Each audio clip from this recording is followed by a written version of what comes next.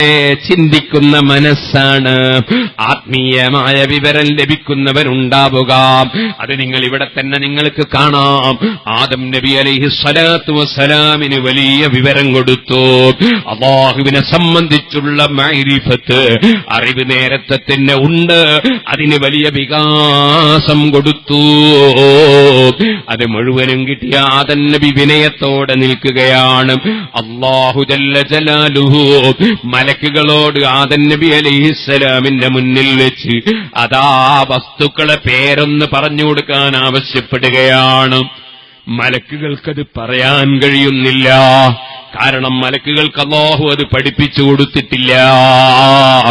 അല്ലാഹു കൊടുക്കാത്ത ഒരറിവ് ആർക്കും ലഭിക്കൂലല്ലോ. മലക്കുകൾക്ക് അതിനെക്കുറിച്ച് അറിവില്ല. അവരവിടെ അറിവ് പറയാൻ കഴിയാതിരിക്കുമ്പോ അംബിഹും ബിഅസ്മാഇ ഹൗലാ, ഇതിന്റെ പേരൊക്കെ ഒന്ന് പറഞ്ഞു കൊടുക്കൂ എന്ന് ആദം നബി അലൈഹിസ്സലാമിന് നിർദ്ദേശമാണ്. ആദം നബി അലൈഹിസ്സലാം അത് പറയാൻ തുടങ്ങുകയാണ്, പറയുകയാണ്.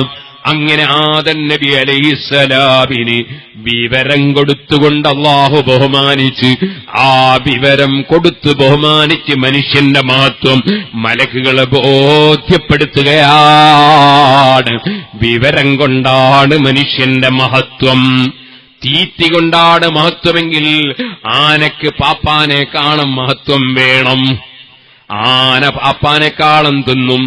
അതേ നമ്മുടെ നാട്ടിലുള്ള അതേ കാളകളില്ലേ, ആ കാളകൾ കാളയെ പോറ്റുന്നവനേക്കാൾ തിന്നും.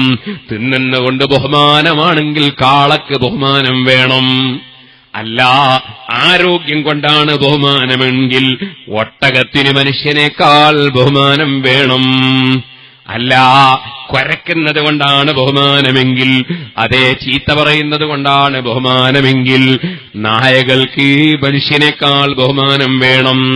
കൂക്ക് വിളിക്കുന്നത് കൊണ്ടാണ് ബഹുമാനമെങ്കിൽ കുറുക്കന് കൂടുതൽ ബഹുമാനം വേണം.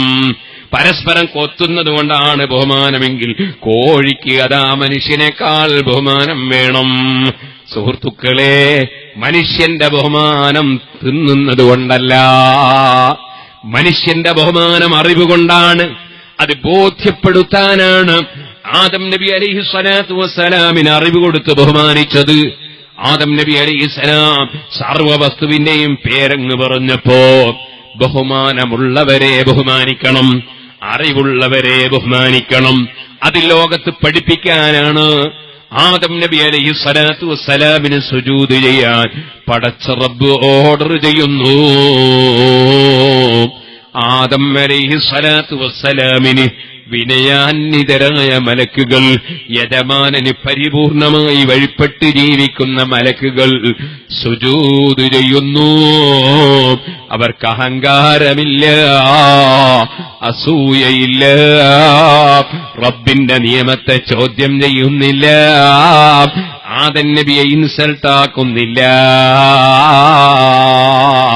അതൊന്നും മാന്യന്മാരെ സ്വഭാവമല്ല, അതൊന്നും നല്ലവരുടെ സ്വഭാവമല്ല.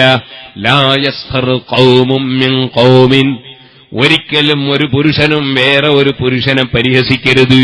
വലാ നിസാഉം മിൻ നിസാഇൻ, ഒരു പെണ്ണും വേറൊരു പെണ്ണിനെ അപമതിക്കരുത്. എന്റെ പ്രിയപ്പെട്ട ഉമ്മമാരെ, നിങ്ങളെ വീട്ടിൽ